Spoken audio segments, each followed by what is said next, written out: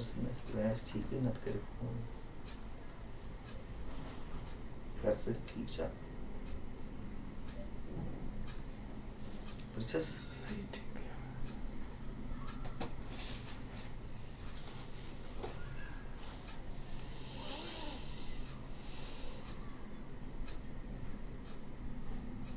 Hindi chanting book page 15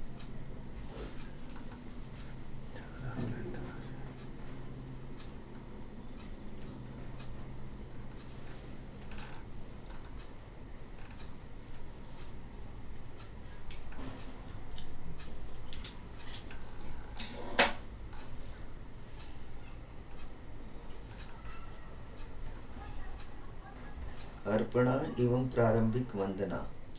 हे भगवान सम्यक संबुद्ध अरहंत, भगवान के द्वारा भली भांति आख्यात धर्म और भगवान के श्रावक संग जो ठीक प्रकार से मार्ग पर चल रहे हैं, हम उन भगवान बुद्ध धर्म और संघ की यथोचित सत्कार से वंदना करते हैं। हमारा सौभाग्य कि भगवान को महान निर्वाण की प्राप्ति के बाद भी आगे आने वाली पीढ़ी पर अनुकंपा थी। भगवान आदर पूर्वक दी गई हमारी तुच्छ भेंट स्वीकार करें, हमारे दीर्घकालिक हित और सुख के लिए। मैं अरहंत भगवान सम्यक संबुद्ध का अभिवादन करती हूँ। भगवान के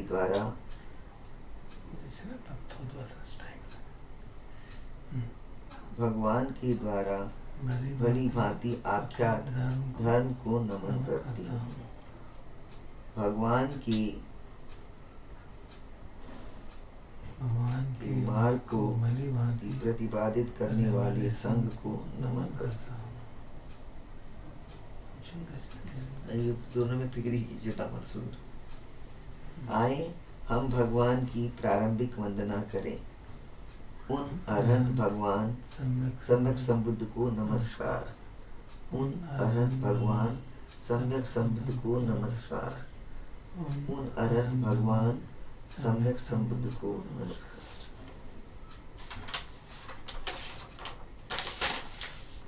आए हम भगवान बुद्ध का अनुस्मरण करें।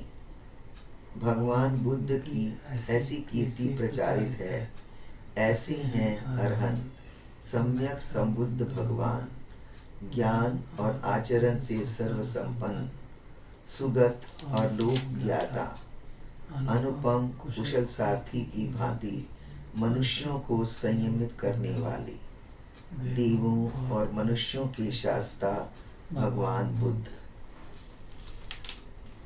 आए अब हम भगवान बुद्ध के गुणों का पाठ करें।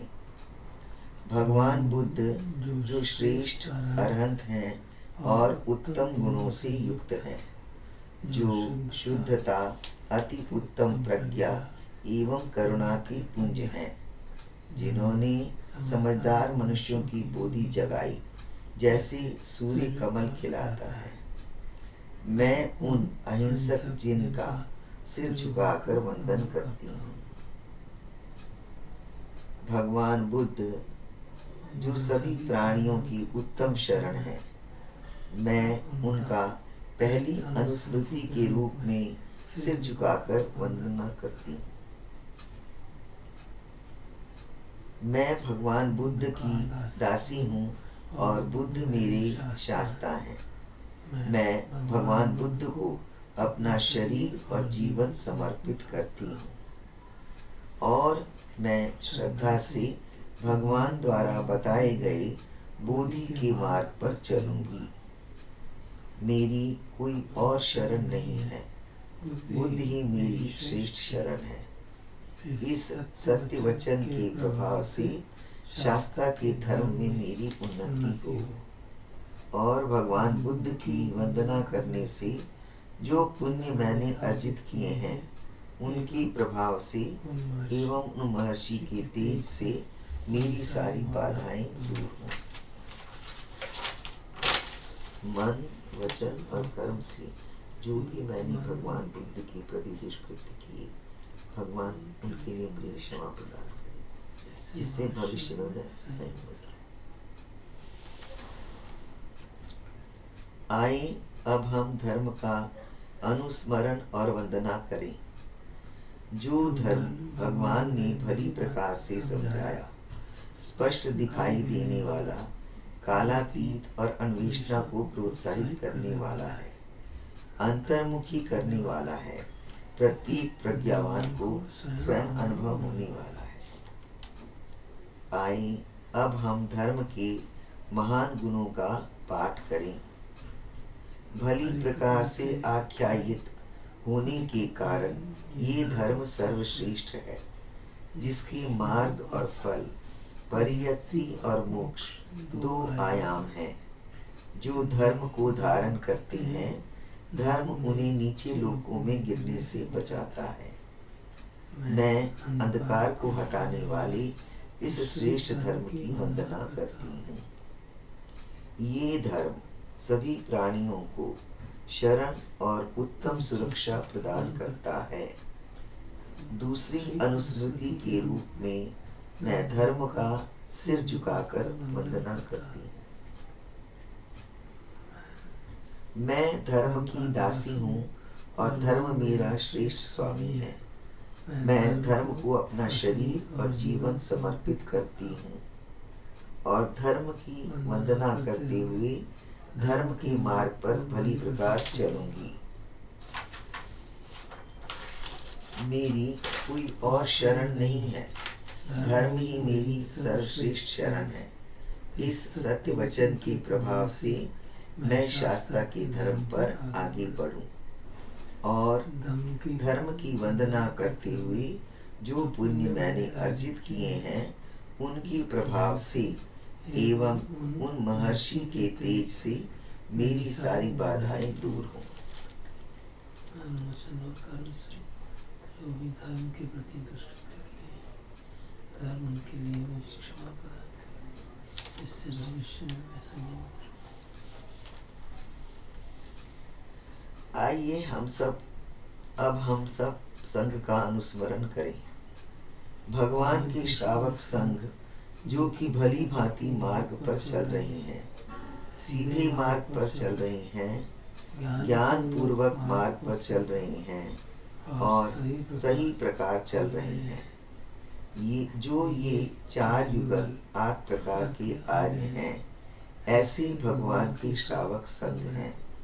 वे भेंट देने योग्य, आतिथ्य के योग्य, दक्षिणा देने के योग्य हैं और नमस्कार के योग्य हैं तथा इस लोक में अतुलनीय पुण्य क्षेत्र है।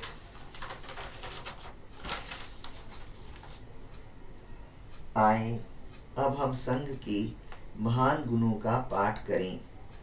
सद्धर्म से उत्पन्न सद्गुणों से युक्त संघ इस मार्ग को अच्छी तरह प्रतिपादित करता है। ये 8 आर्यों का श्रेष्ठ संघ है, जिनकी काया और चित्त शील आदि धर्म से युक्त है। उस शुद्ध आर्य संघ को मैं वंदना करती हूँ। जो संघ सभी प्राणियों की उत्तम शरण है, तीसरी अनुस्मृति के रूप में मैं उस संघ को सिर झुकाकर वंदना करती हूँ।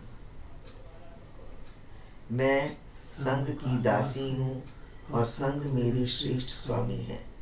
मैं संघ को अपना शरीर और जीवन समर्पित करती हूँ और संघ की वंदना करते हुए संघ के द्वारा भली भांति प्रतिपादित मार्ग पर चलूंगी। मेरी और कोई शरण नहीं है, संघ ही मेरी श्रेष्ठ शरण है। मेरे इस सत्य वचन के प्रभाव से मैं शास्त्रा के धर्म में आगे बढ़ूं और संघ की वंदना करते हुए जो पुण्य मैंने अर्जित किए हैं, उनके प्रभाव से एवं उन महर्षि के तेज से मेरे सारे संकट दूर हो। जो भी मैंने संघ के प्रति दुष्कृत्य किए, संघ उनके लिए मुझे क्षमा प्रदान करे, जिससे भविष्य में मैं सही।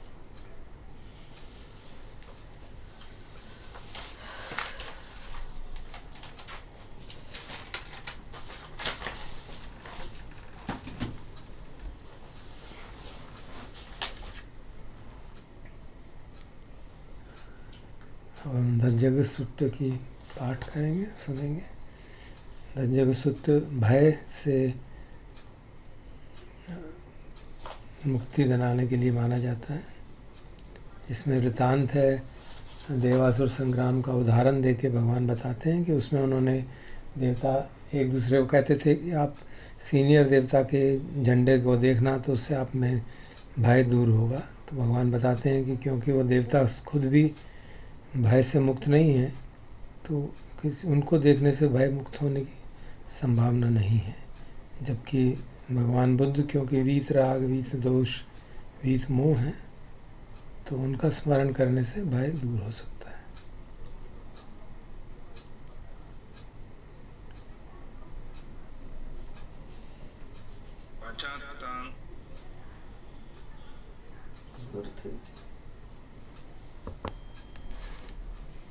Connected to OnePlus 3G.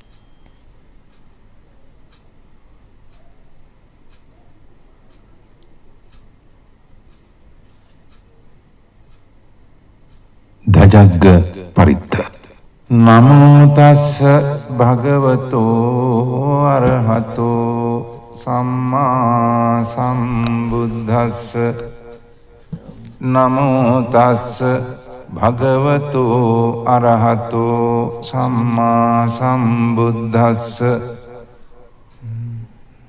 නමෝ තස්ස භගවතෝ අරහතෝ සම්මා සම්බුද්දස්ස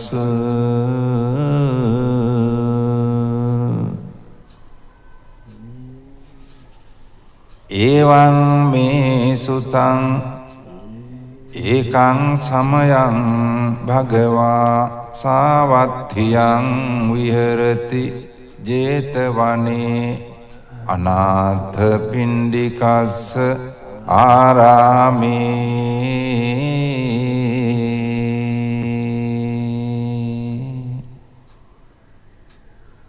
තත්‍රකෝ භගවා භික්ඛු ආමන්තේසි භික්ඛවෝති බදන්තේති තේ භික්ඛු භගවතෝ පච්චස්සෝසුං භගවා ඒතදවෝච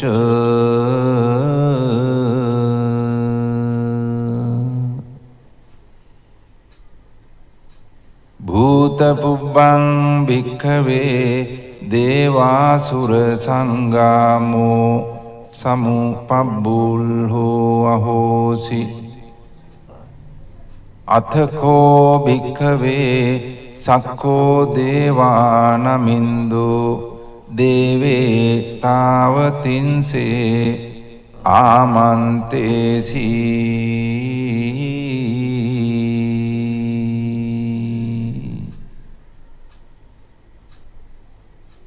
සචේ මාරිසා දේවානං සංගාමගතානං uppajjeය භයං වා චම්බිතත්තං වා ලෝමහංසෝ වා මමේව තස්මින් සමයේ ධජග්ගං උල්ලෝකේයාත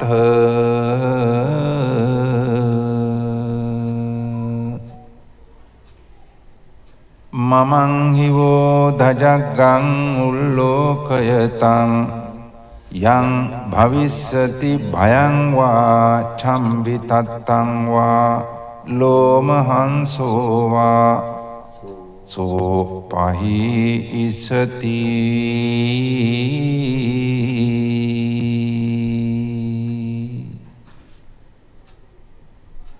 නොචේ මේ ධජග්ගං උල්ලෝකේයාත අත පජාපතිස්ස දේවරාජස්ස ධජග්ගං උල්ලෝකේයාත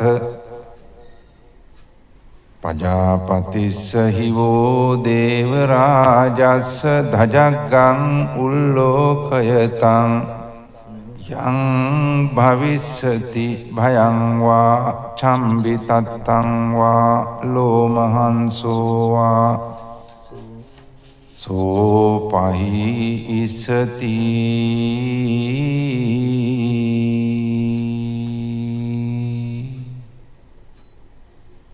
නොචේ පජාපතිස්ස දේවරාජස්ස ධජග්ගං උල්ලෝකෙය්‍යාත අත වරුණස්ස දේවරාජස්ස ධජග්ගං උල්ලෝකෙය්‍යාත වරුණස්ස හිවෝ දේවරාජස්ස ධජග්ගං උල්ලෝකයතං යං භවිස්සති භයං වා චම්බිතත්තං වා ලෝමහංසෝ වා සෝපහිස්සති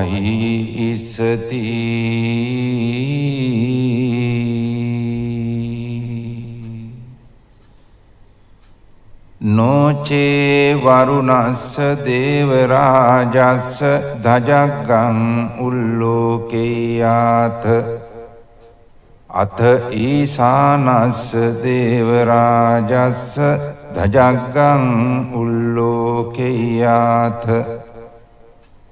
ඊසානස්ස හිවෝ දේවරාජස්ස ධජග්ගං උල්ලෝකයතං යං භවිස්සති භයං වා චම්බිතත්තං වා ලෝමහංසෝ වා සෝ පහිස්සති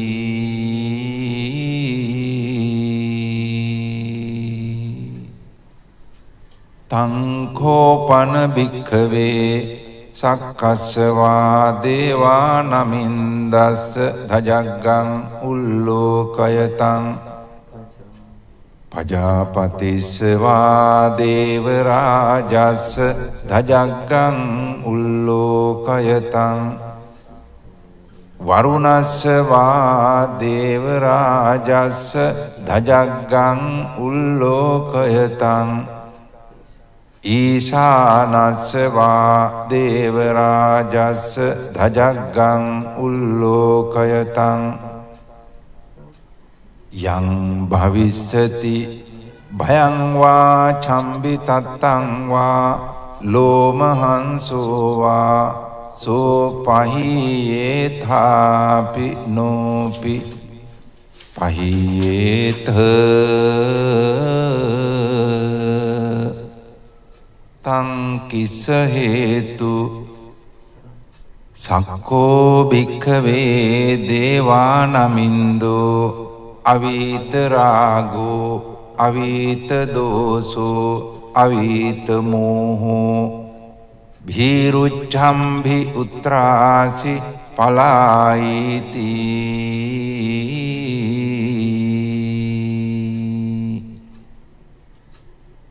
අහංච කෝ භික්ඛවේ එවං වදාමි සචේතුම්හාකං භික්ඛවේ අරඤ්ඤගතානං වා රුක්ඛමූලගතානං වා ශුඤ්ඤාගාරගතානං වා uppajjeyය භයං වා චම්බිතත්තං වා ලෝමහංසෝ වා මමේව තස්මින් සමයේ අනුස්සරේයාත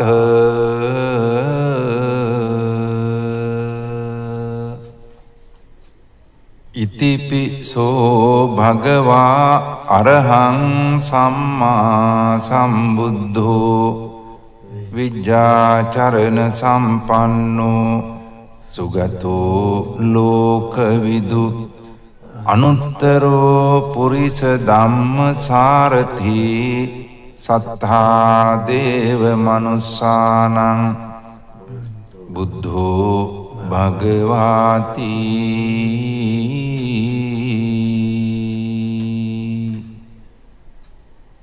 මමං හිවෝ භික්ඛවේ අනුස්සරතං යං භවිස්සති භයං වා චම්බිතත්තං වා ලෝමහංසෝ වා සෝපහිස්සති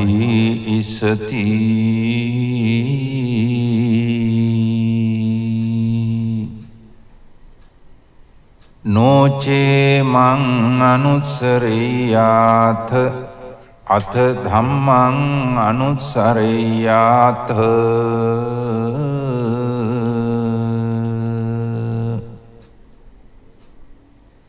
ස්වාක්ඛාතෝ භගවතා ධම්මෝ සන්දිට්ඨිකෝ අකාලිකෝ ඒහි පස්සිකෝ ඕපනයිකෝ පච්චත්තං වේදිතබ්බෝ විඤ්ඤූහිති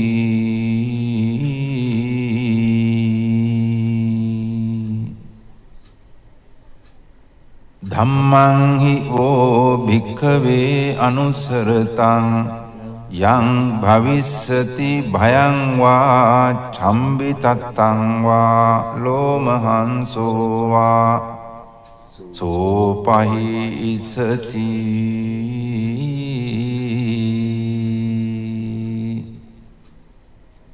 නොචේ ධම්මං අනුස්සරේයාත අත සංඝං අනුස්සරියාත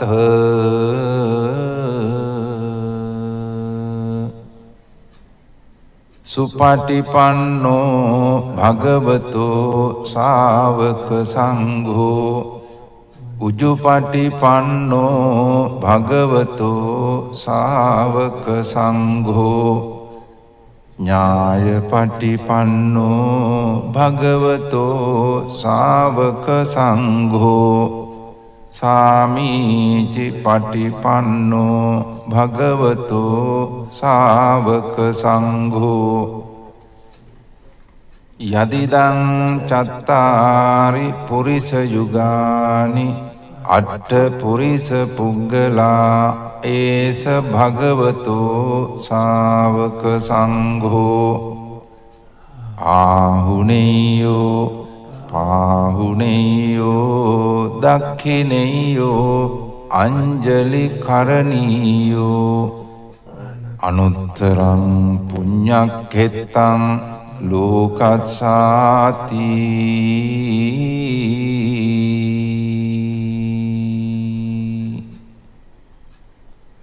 සංඝං හිවෝ භික්ඛවේ අනුස්සරතං යං භවිස්සති භයං වා චම්බිතත්තං වා ලෝමහංසෝ වා සෝපහිස්සති තං කිස්ස හේතු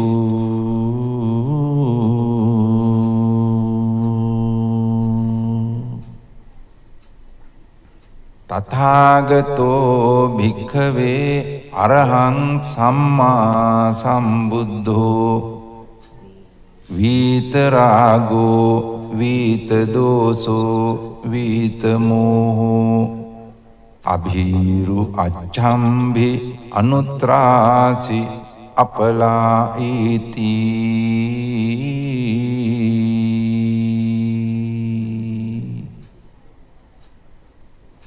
ඉදමවෝච භගවා ඉදං වත්වා සුගතෝ අථා පරං ඒතදවෝච සත්තා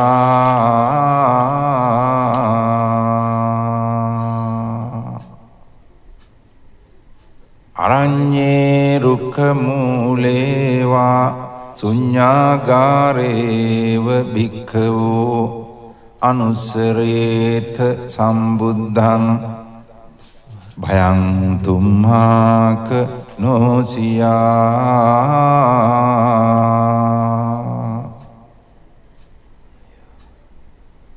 නොචේ බුද්ධං සරයාත ලෝකජෙට්ඨං නරාසභං අත ධම්මං සරයාත නීයානිකං සුදේසිතං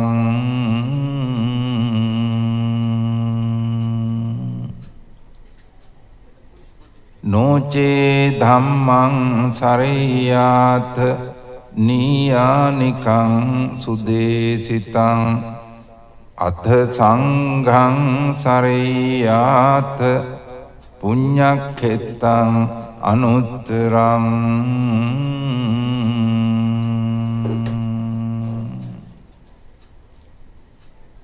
එවං බුද්ධං සරන්තානං ධම්මං සංඝං ච භික්ඛවෝ භයං වා චම්බිතත්තං වා ලෝමහංසෝ නහෙසති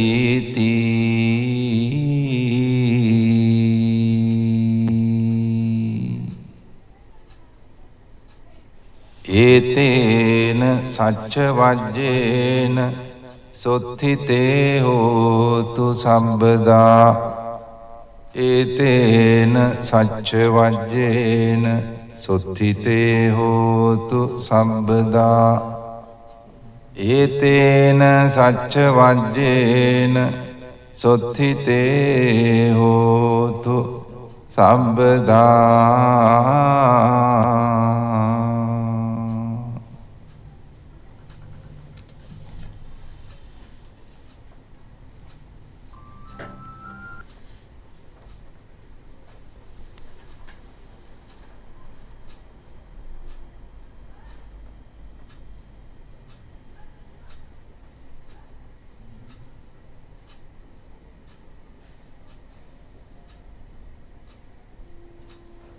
Now here is the first of the 4-part discourses on Anatta by Ajahn Punnadhammo.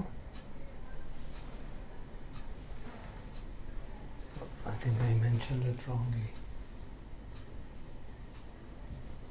It's not by Mr. Rodney Smith, I'm sorry. And the discourses are by Ajahn Punnadhammo. So the recording is slightly noisy, so kindly bear with it. Kindly correct that. It's not Deepthi, please correct it. It is by Ajahn Punnadhammo.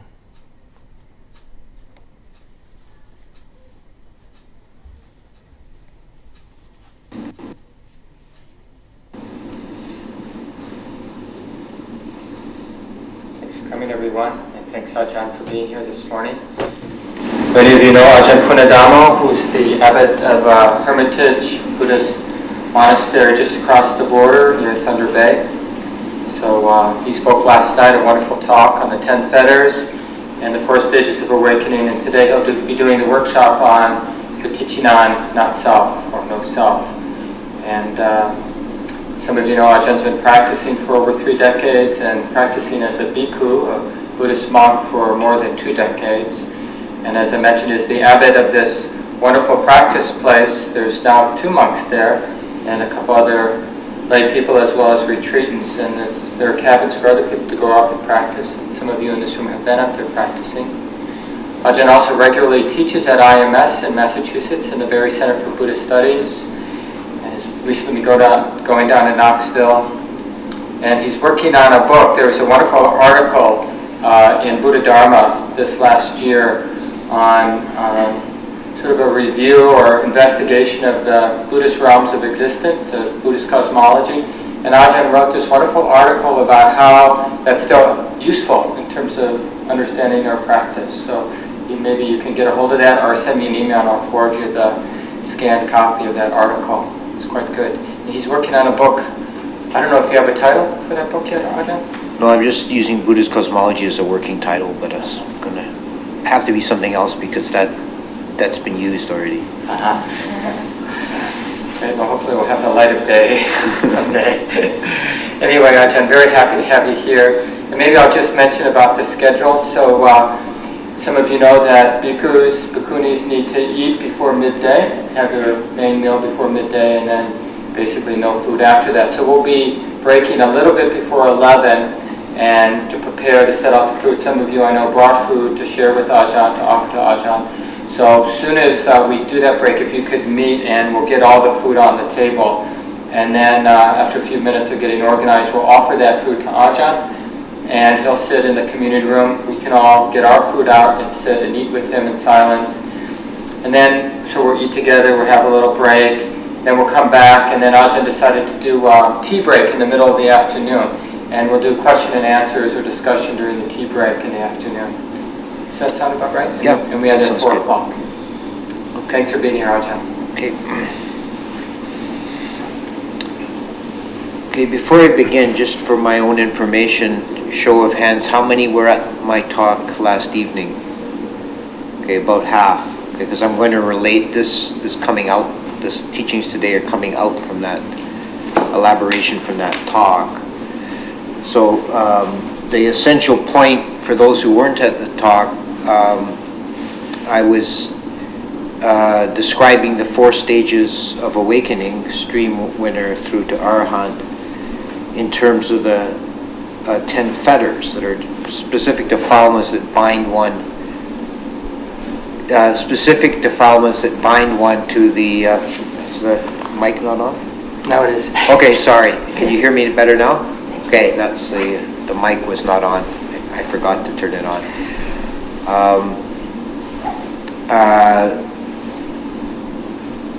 What was I talking about? Oh, the 10 fetters are specific defilements that bind one to samsara, and they're overcome in groups at each of the 4 stages. And one of the corollary teachings that comes out of that is that the sense of self has 3 levels of bogus imagined existence. There is no, in an ontological or metaphysical sense, there is no self, but there are 3 levels in which the imaginary or conditioned idea of a self imbues a being. And so we're going to have 3 sessions today, and I'm going to relate those to the 3 levels of self-view. A brief overview, the most superficial, although still very ingrained idea of the self is Sakaya Ditti, or personality view.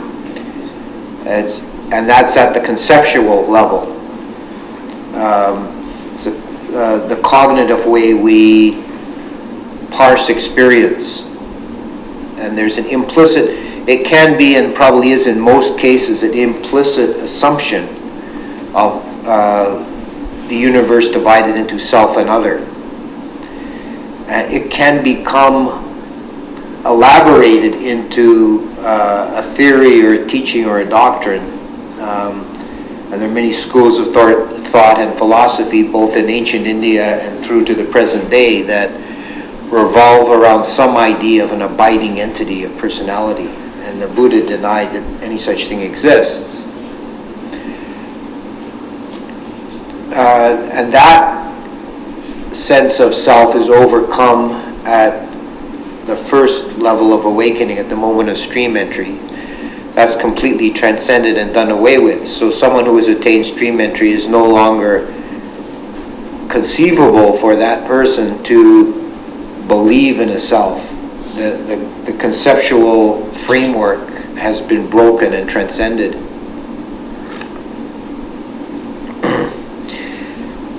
But the second level remains as a sense of self that is related to the 2 middle fetters of sensual desire and ill will. This is the aversion and attachment, the reflex in the mind that I want pleasant experience and I want to avoid or escape or destroy unpleasant experience.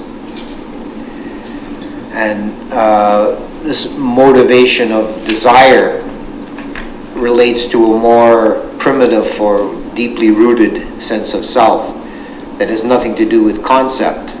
It's emotional or instinctive. Somebody said it's reptile brain. It's a simple level of reaction to phenomena, moving towards, moving away from. And the stream winner is beyond the concept of self, but he can still have desire for pleasant experience. And the third level that represents the deepest, most subtle underlying tendencies. Anusaya in Pali is underlying tendency, so it's a latent tendency. It's a very deeply rooted, subtle sense that even an anagami who has utterly gone beyond sense desire and ill will no longer arise in the mind stream of an anagami, third level of awakening. Such a person still has a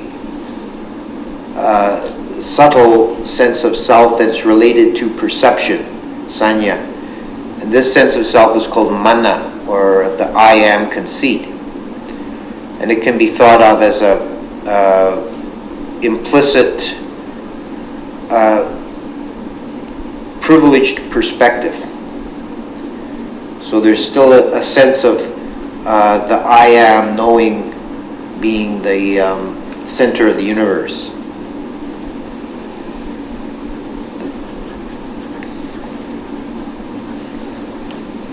So this morning, for the first session, I want to focus on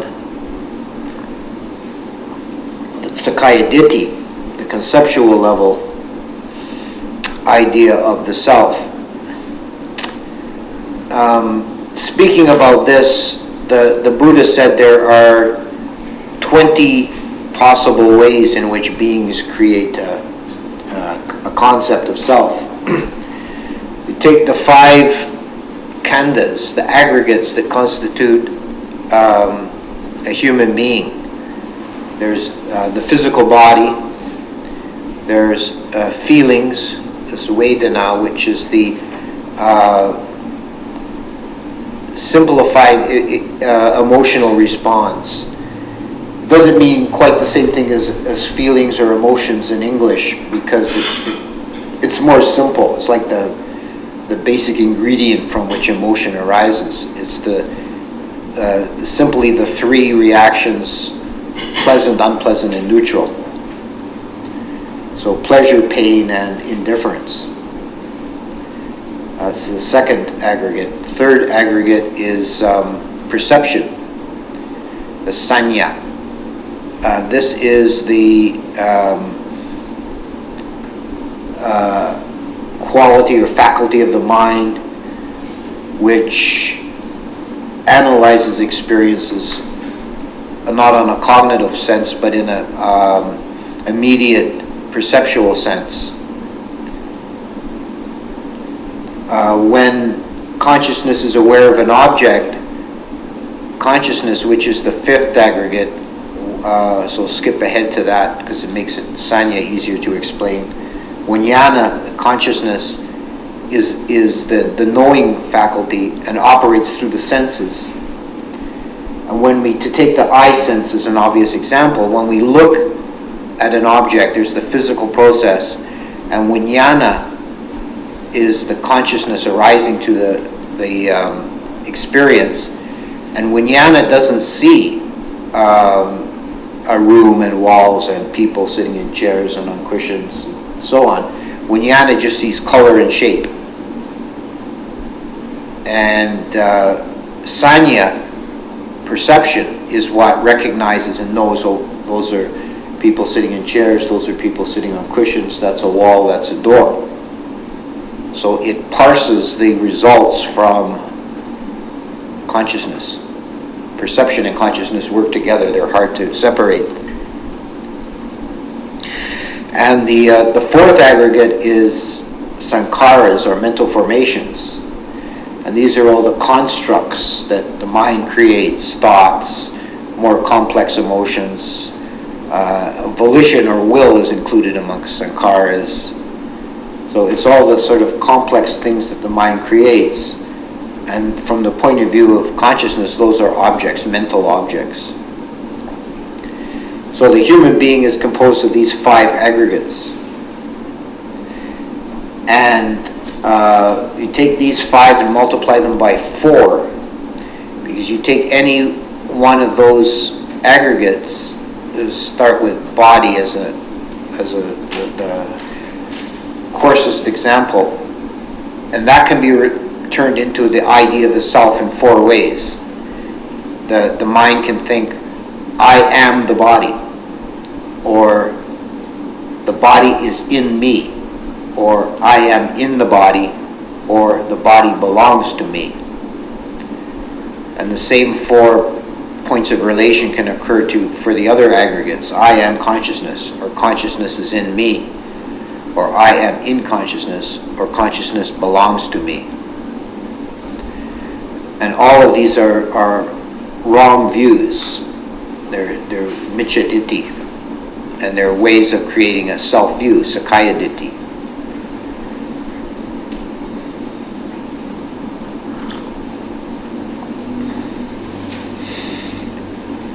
And in most cases, it's not an elaborated theory. As I say, it's an implicit assumption. It can go through life without ever examining that and just assuming as a background to your thoughts and concepts that I am consciousness, for example.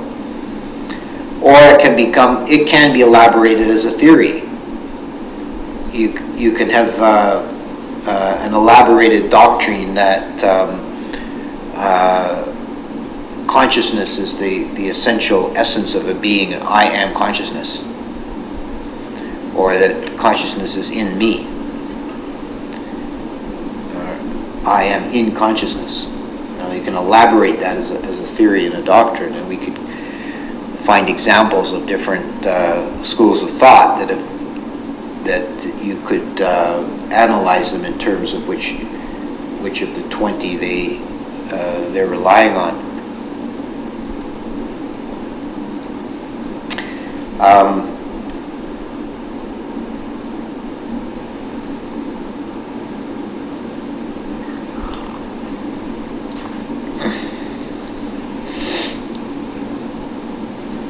So this implicit assumption of a self, the conceptual framework of a self, is to some degree always going to be present in the mind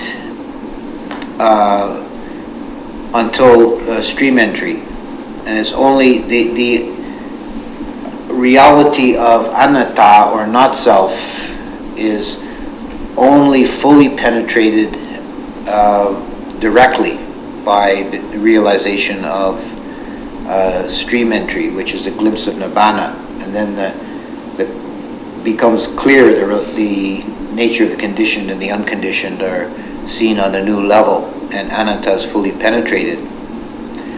But until that time, you can get closer and closer. It's kind of like the mathematical model of an asymptote, that you can graph an asymptote on a Cartesian graph, and it gets closer and closer to zero, but never approaches it. So the conceptual mind can get very close, and it makes then the transition to stream entry possible and easier than if your concepts are stuck in the idea of self. It can be a huge block to spiritual progress. And just like many mathematical asymptotes, it approaches zero from two directions. You can approach the idea of not self from two directions, working on the conceptual level. One is through the analysis of the five khandha in finer and finer degree, looking at the constituents of body-mind very closely and never finding a self.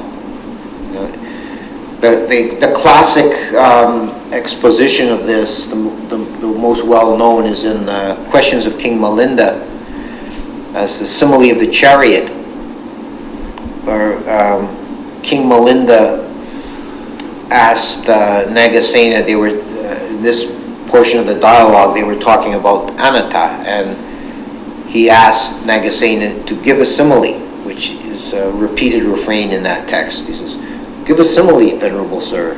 He would give a simile, and the simile in this case is the simile of the chariot. He said, "How did you get here today, O king?" "Oh, I came in my chariot." If we were to take the chariot apart and put the axle over here and the wheels over there and the seat over here and the sideboards over there and so on, where in those parts would you find the essence of chariot? And the king said, well, there is no such thing as essence of chariot. Chariot is just a designation we give to that pile of parts when they're arranged in a certain way and functional. Then we call it a chariot. Otherwise, it's just a pile of parts. And the monk Nagasena said, so it is with the human being. There is consciousness, perception, mental formations, body, and feelings. And a human being, a king or a monk, is just a name we give to that conglomeration of aggregates when they're arranged and functioning. It's a conventional designation. Has no person, has no ultimate reality. And if we look at the person, we always see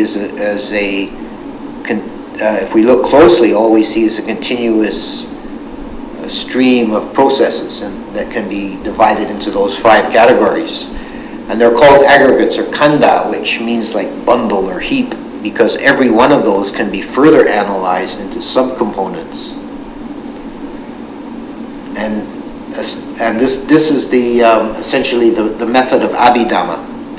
Abhidhamma is the collection of the Buddhist teachings that forms the 3rd Pitaka, and it's the psychological or metaphysical teachings that break down in great detail the mechanisms and constituent parts of a human being, looking at the psychological components in a kind of atomic theory. This mind moment has these characteristics, has these functions, it relates to the next mind moment in these ways. And when you break it down finer and finer, you never find an essence of self.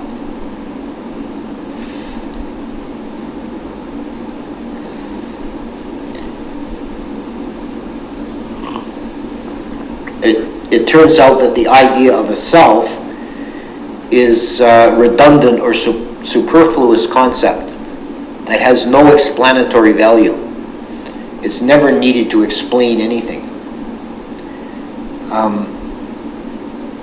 To kind of update the metaphor of the chariot, make the metaphor of the green goblin in the engine of your car. Somebody wants to explain how a car operates, and he doesn't know anything about auto mechanics, and he says, well, there's a magical green goblin, invisible green goblin that lives in the engine block and makes everything go. And somebody else who knows about auto mechanics starts to explain about the pistons and the carburetor and the drive shaft and spark plugs and all the rest of the parts of a car, and every particular detail can be explained independently. And the other fellow keeps saying, well, the green goblin, he's the one that makes the spark in the spark plug. Well, no, that comes from the distributor cap. Well, then the green goblin is making the distributor cap go. No, that comes from the alternator. And you can explain every detail of how the car operates without the need for a green goblin. And it's the same with the human being. You can explain everything that's happening at every moment without the need of a self. The self becomes just kind of a artificial convention, a shorthand. When we haven't looked at things very closely, we think, well, I'm thinking. No, thought is arising due to causes and conditions. Feeling is arising due to causes and conditions.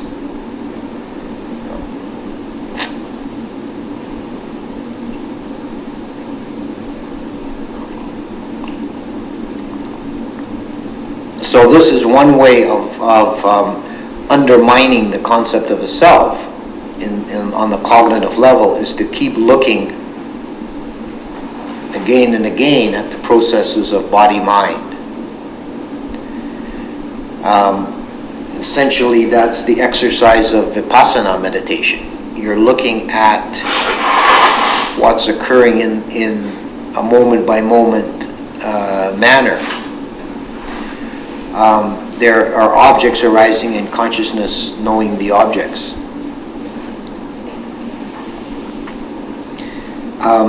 The other method, which also applies on the conceptual level, is instead of looking at in a finer and finer degree, we broaden the perspective and we look at causation in general. And this is the method of dependent origination. Is the teaching of how this whole mass of suffering comes to be. And it's looking at reality as an interdependent web of cause and effect.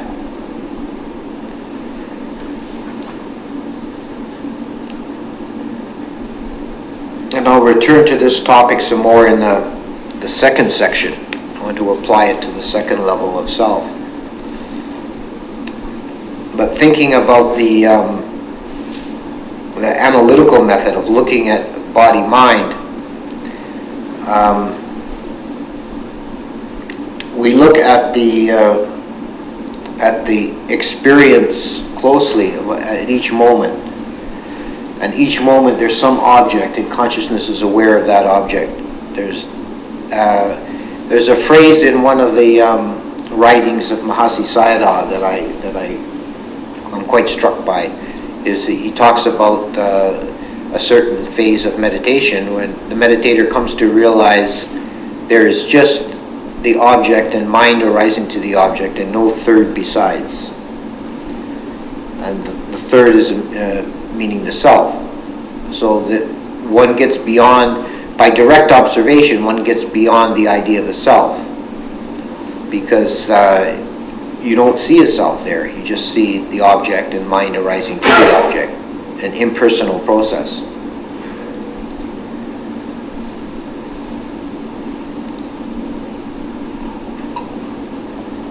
And there remains the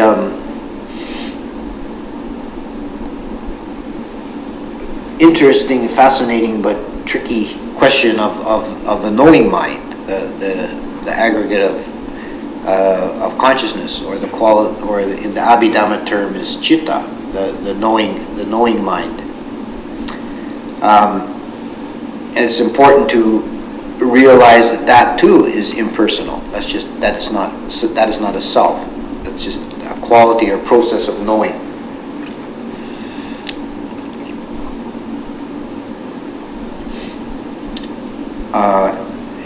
It's tricky because, being the quintessentially subjective part or quality of the mind, its function is knowing. So it cannot really be an object. It cannot really be taken as an object.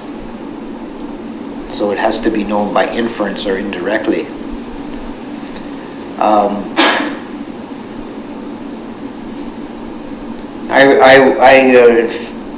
A few years ago, I went to listen to a talk by a Tibetan Rinpoche, and he was speaking about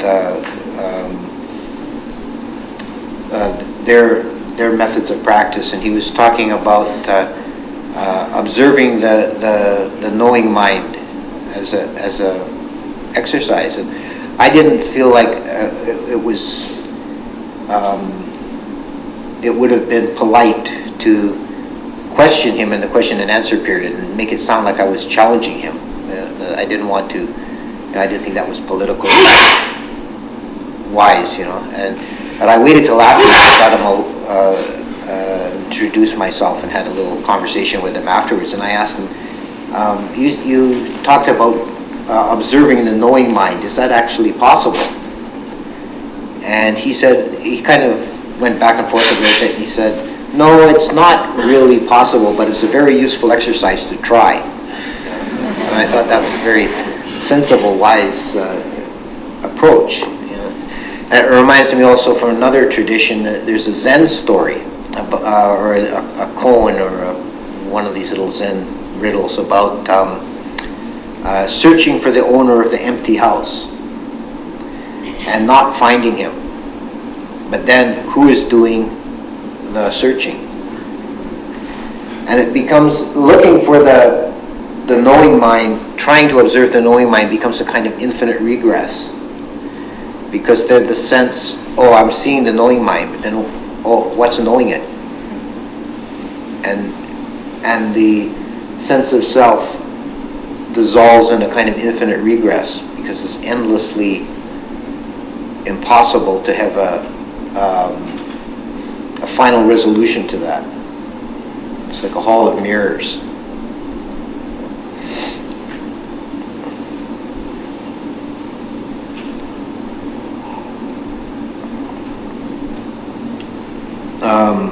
Ultimately, the knowing mind and the object are both empty. There's voidness knowing voidness.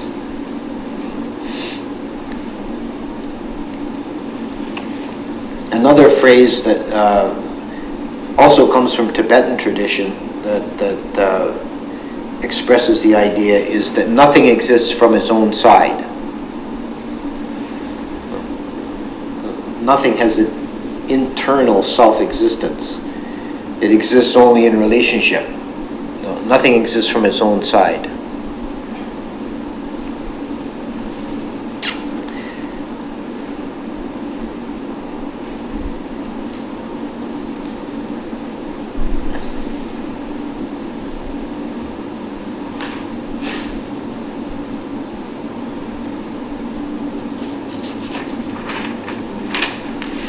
So,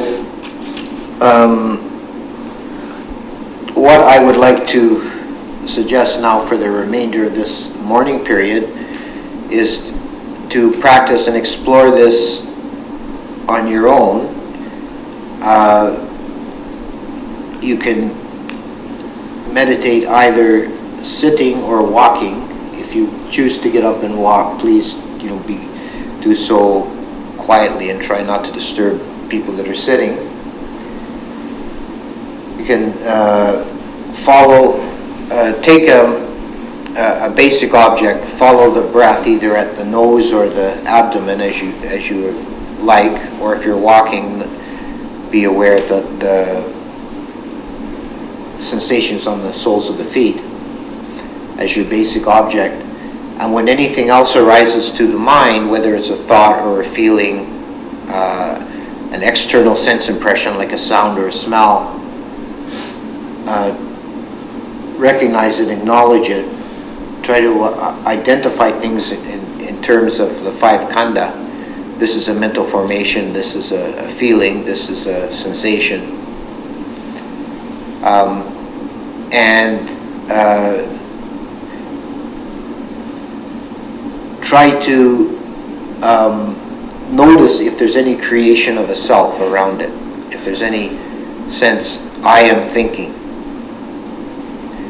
And try and dissipate that sense of I am by observing the thought from the point of clear knowing, observing it simply as an object.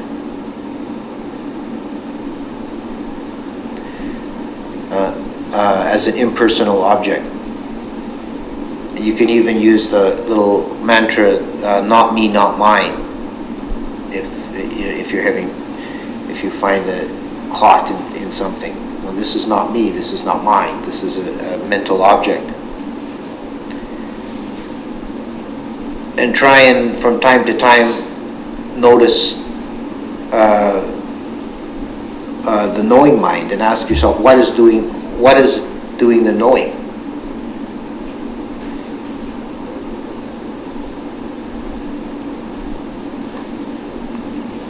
Anytime you find yourself caught in thoughts or emotions or feelings,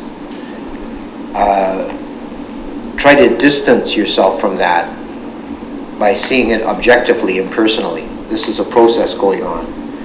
Don't try and make it stop necessarily. Once you notice it impersonally, it will run itself down pretty quickly. you don't have to try and forcibly stop it. Just notice it impersonally as an object, something to look at.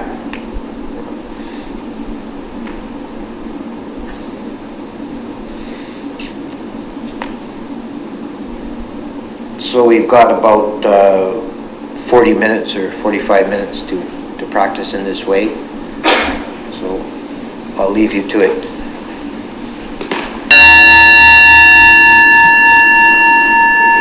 Jen, are we going to come back to this room then to check in, or should we just... Yeah, I suppose at what, 10 to 11? Yeah. Yeah, okay. So we'll come back here at 10 to 11.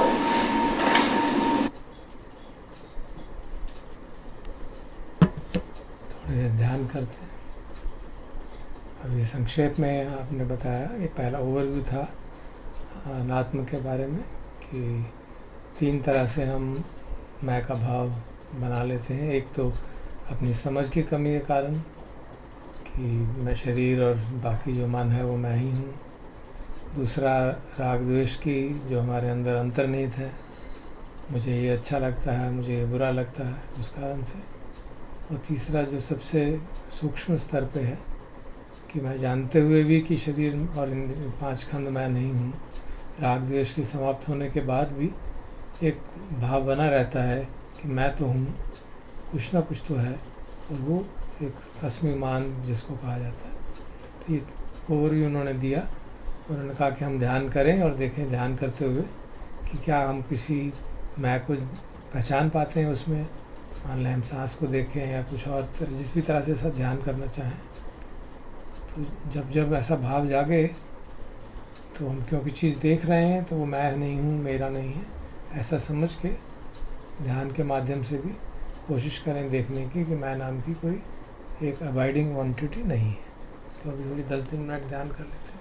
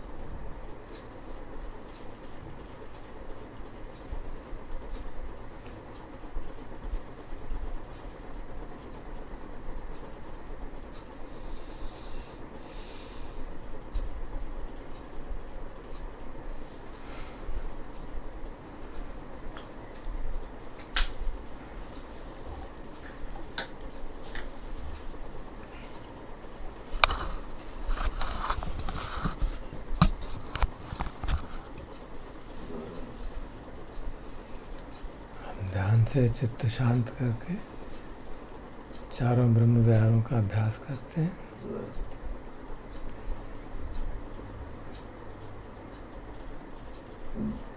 पहले मैत्री ब्रह्म विहार,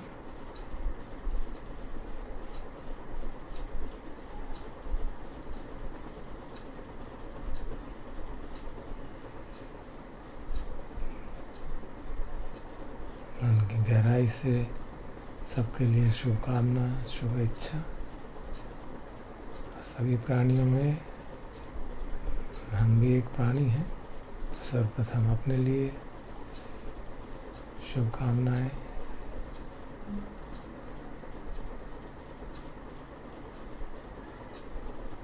मैं स्वस्थ रहूं, सुखी रहूं,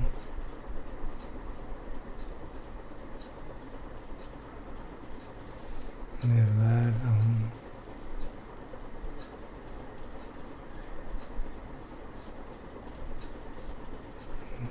दोष रहूं, चिंता मुक्त रहूं।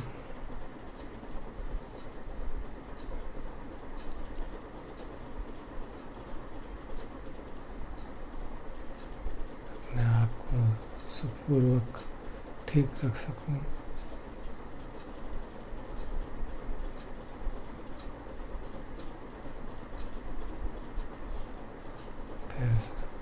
अपने प्रियजनों का ध्यान करके, अपने मित्रों का, सगे संबंधियों का जिनको ठीक से जानते हैं,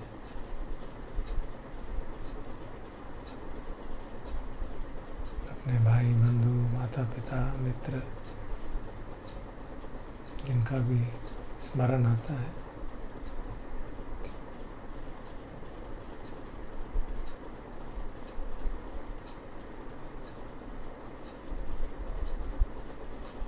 सभी स्वस्थ हों, सुखी हों, बैर से मुक्त हों, द्वेष से मुक्त हों, चिंता से मुक्त हों।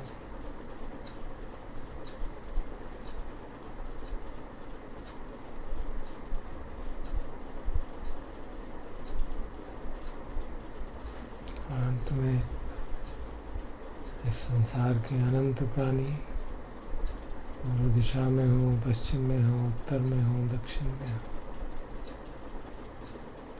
सभी प्राणी, सभी मनुष्य, सभी पशु पक्षी,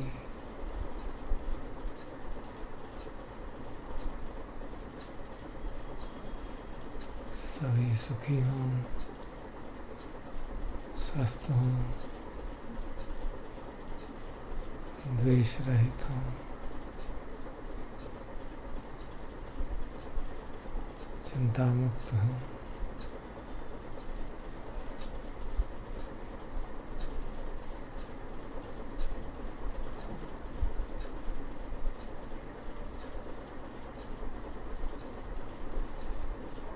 अब करुणा ब्रह्म विहार,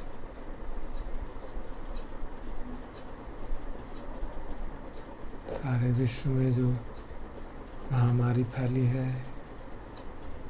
लाखों लोग उससे ग्रस्त हैं, हजारों लोग की मृत्यु हो चुकी है, हजारों परिवार अपने प्रियजनों से बिछड़े हैं, वो भी दुख में है, करोड़ों लोग अपने घरों में बंद हैं, इस कारण पर परेशान हैं। उन सब का ध्यान करके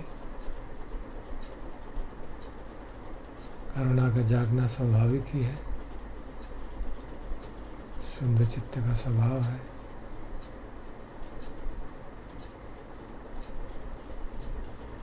तो उनके लिए शुभेच्छा करते हैं कि वह शीघ्र अतिशीघ्र अपने दुखों से मुक्त हो, रोग से मुक्त हो, शीघ्र अतिशीघ्र रोग की दवाई उन तक पहुंच सके, सभी आवश्यक प्रबंध उन तक हो सके ताकि वो शीघ्र स्वस्थ हो।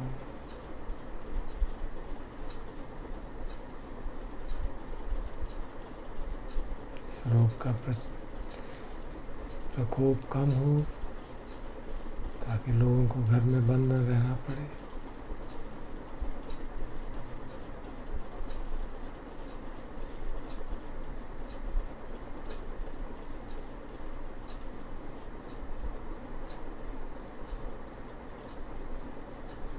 और जो लोग रोगियों की सेवा कर रहे हैं,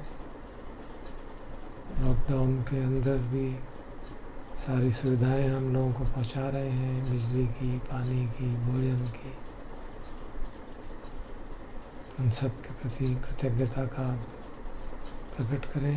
आभार, बहुत बहुत आभार। अपने को खतरे में डाल के इस समय वह इतनी निस्वार्थ सेवा कर रहे हैं, उनके लिए भी मन में शुभकामनाएं। ईश्वरी स्वस्थ रहें, सुरक्षित रहें।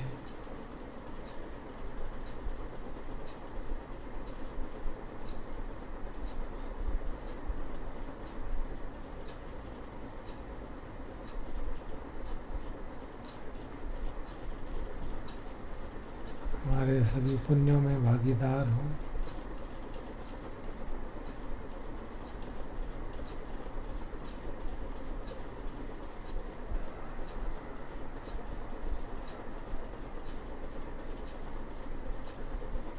पुण्यस्य इदानि याना अन्यानि कथानि मे ते संच भागिनो हन्तु सत्तानन्तपमानका।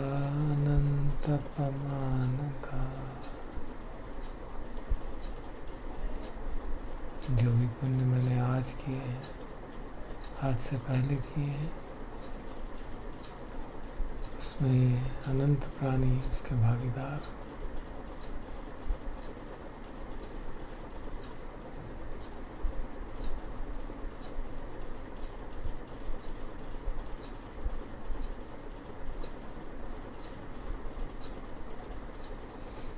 अमृता ब्रह्म विहार, ये सब लोग जो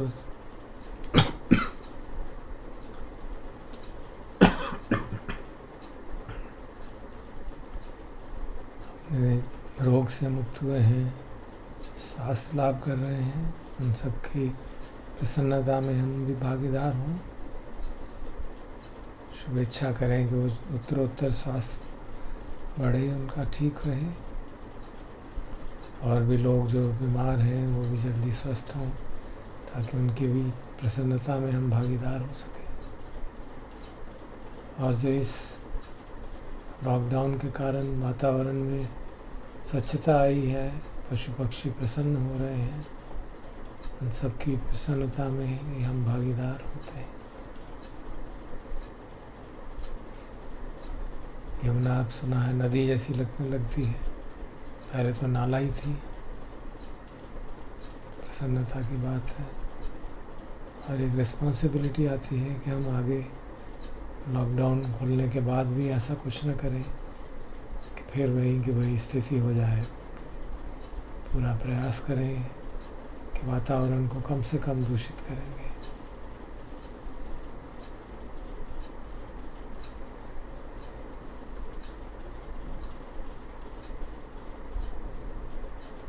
और अंत में उपेक्षा ब्रह्म विहार, सभी ब्रह्म विहारों का में श्रेष्ठतम मन की समता बनाए रखने का संकल्प। हमारा मन समता में रहे, सभी लोगों का मन समता में रहे, जो दुखी हैं, सुखी हैं, सभी समता में रहें। मन जीवन की उतार चढ़ाव से कंपित न हो।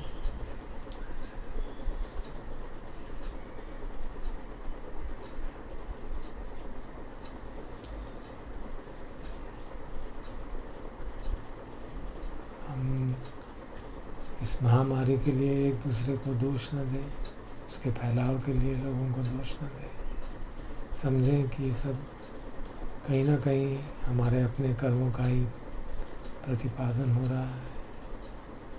भगवान की वाणी, यम कर्मं करिष्यन्ति कल्याणं वा पापकं वा तस्य दायादो भविष्यन्ति। जो भी काम हम करते हैं, कुशल या अकुशल,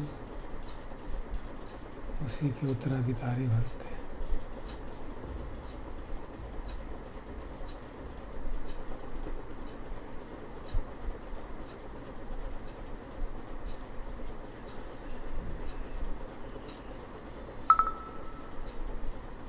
जो कठिनाइयाँ हमें महसूस हो रही हैं घर में बंद होने के कारण, या लोग जो बीमार हैं उनको भी उन कठिनाइयों को सहर्ष प्रकृति का फलों का प्रतिपादन समझते हुए समता बनाए रखें, शांति की पारमी बढ़ाएं, उपेक्षा की पारमी बढ़ाएं, मैत्री की पारमी बढ़ाएं। हम सब के लिए भी अवसर है कि मैत्री, उपेक्षा, समता,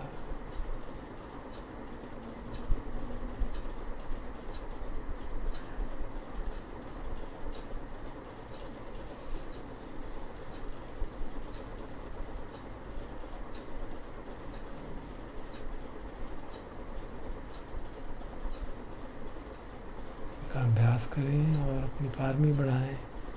ब्रह्म विहारों के अभ्यास के साथ साथ पारमियाँ भी पुष्ट होंगी, प्रज्ञा भी पुष्ट होगी, तो प्रज्ञा की पारमी भी पुष्ट होगी। तो इस अत्यंत अप्रिय परिस्थिति को अपने धर्म में प्रगति का मार्ग बनाएं। हम सब में ये क्षमता आए, ऐसी शुभकामनाएं करें हम सब।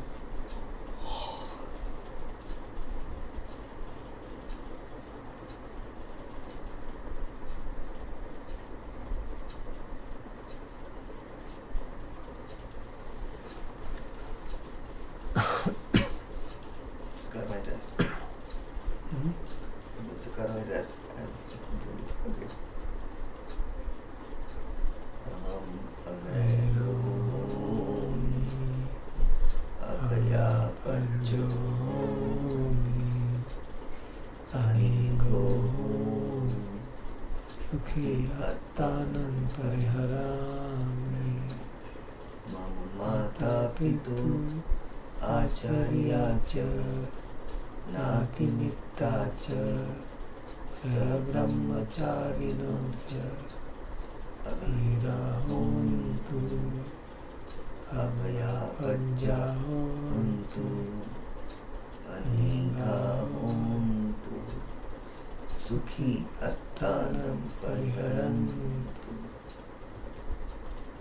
आरक्षा देवता, भूमट्ठा देवता, रुक्खट्ठा देवता, आकाशट्ठा देवता अविराहोन्तु अभयापज्जाहोन्तु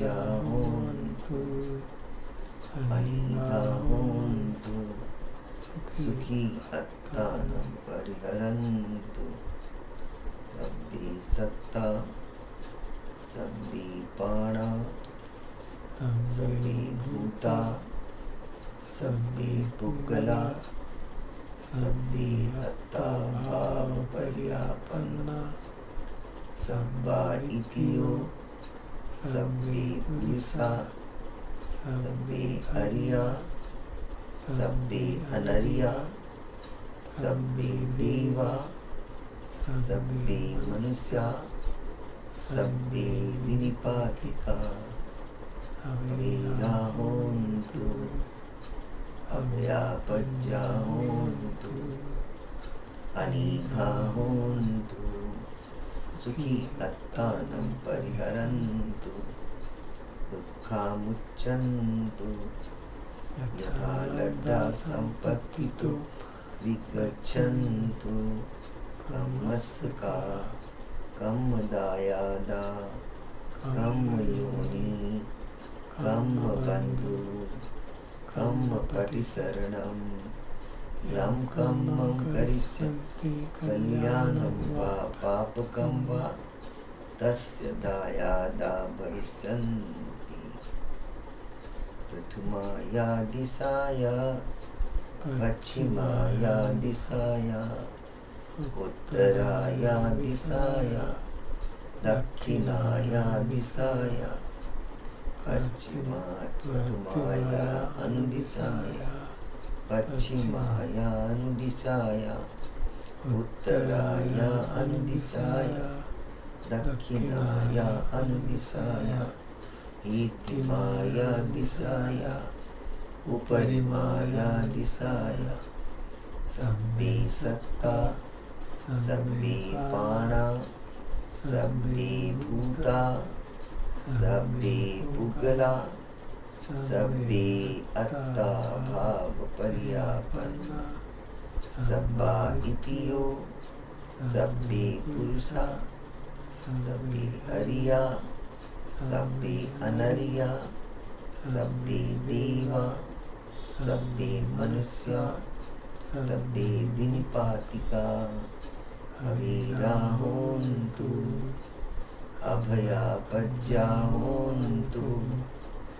अनीघा होन्तु सुखी अत्तानं परिहरन्तु दुःखामुच्यन्तु यथा लड्डा सम्पत्तितो विगच्छन्तु कम्मस्का कम्मदायादा कम्मयोनि कम्मबन्धु कम्मपटिसरणं यं कम्मं करिष्यन्ति कल्याणं वा पापकं वा तस्य दायादा भविष्यन्ति उद्धं या वा भवगा च अधो या वा अविचितो समन्ता चक्रवालेषु ये सत्ता पृथ्वी चरा अभया पज्जा निविरा च निर्दुःखा च अनुपद्रवा ऊर्ध्वं या